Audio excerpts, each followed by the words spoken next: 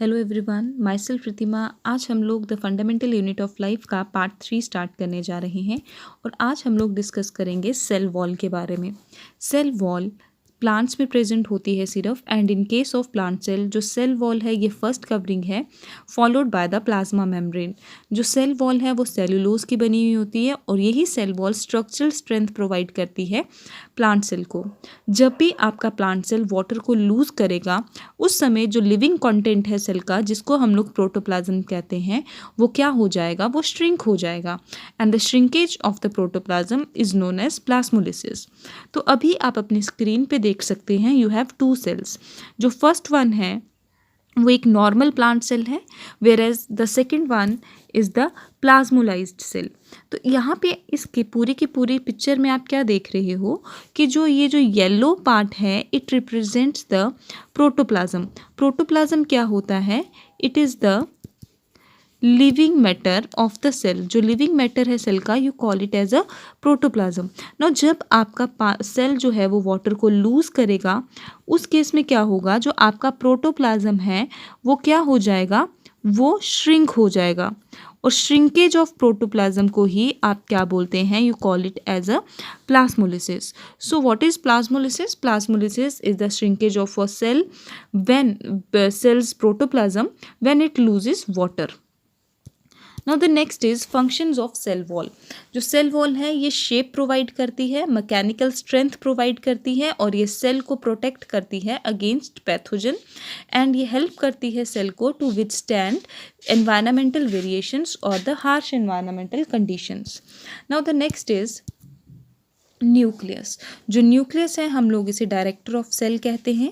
अगर हम लोग न्यूक्लियस के स्ट्रक्चर की बात करें, जो न्यूक्लियस है it is a double layer structure and जो मेम्ब्रेन्स है न्यूक्लियस की, you call it as a nuclear membrane. जो न्यूक्लियस है उसके सरफेस के ऊपर क्रोमोजोम्स होते हैं एंड जो आपके क्रोमोजोम्स हैं ये डीएनए एंड प्रोटीन्स के बने हुए होते हैं। सो यहाँ पे आप अपनी स्क्रीन पे स्ट्रक्चर ऑफ न्यूक्लियस देख सकते हैं। ये जो लाइट येलो पार्ट है it represents the nuclear membrane. और जो न्यूक्लियर मेम्ब्रेन है उसके सरफेस के ऊपर आपको छोटे छोटे पोर्स दिख रहे हैं, जिस तरह से ये जो पोर्स हैं इनको आप क्या बोलते हैं, you call them as a nuclear pore. इन्हीं न्यूक्लियर पोर से जो एक्सचेंज ऑफ मटेरियल है वो होता है। इन्हीं न्यूक्लियर पोर से क्या होगा, जो मटेरियल सेल के साइटोप्लाज्म में है वो साइटोप्लाज्म से सेल के अंदर आएगा और जो मटेरियल न्यूक्लियस के अंदर है वो न्यूक्लियर पोर से सेल के बाहर आएगा। एक्सेप्ट दिस, ये जो ब्लू कलर की आप बॉडी देख रहे हो you call it as a nucleolus and ये जो रेड पार्ट है it is called as a chromatin. Now कुछ basic concept. First of all nuclear membrane, जो न्यूक्लियस के बाहर वाली कवरिंग है आप उसे क्या बोलते हैं, न्यूक्लियर मेम्ब्रेन। ये जो येलो पार्ट है यहाँ पे, ये जो मैं हाईलाइट कर रही हूँ part, it is the nuclear membrane और ये डबल लेयर स्ट्रक्चर है। सो न्यूक्लियर मेम्ब्रेन जो है ये सेपरेट करती है न्यूक्लियस के अंदर जो कंटेंट है उसको साइटोप्लाज्म से। Now the second is nucleoplasm. Nucleus के अंदर जो कलरलेस मटेरियल प्रेजेंट है उसको आप न्यूक्लियोप्लाज्म कहते हैं और न्यूक्लियोप्लाज्म के अंदर ही हमारा क्रोमोसोम्स और न्यूक्लियोलस है।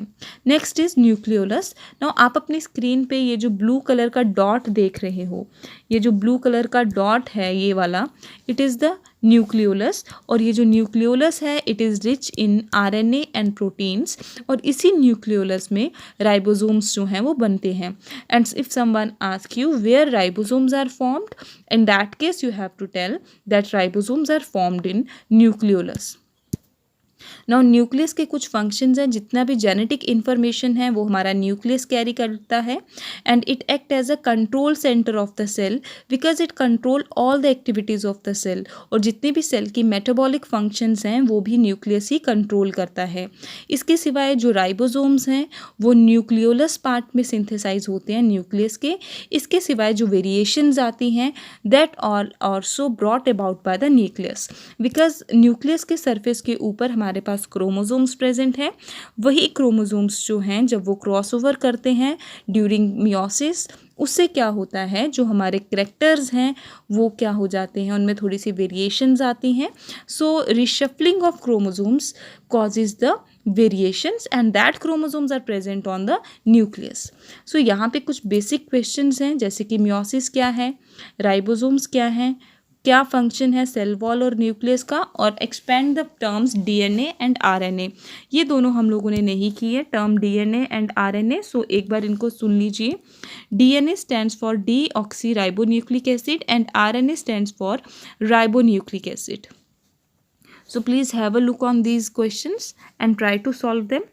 And thank you. Have a nice day.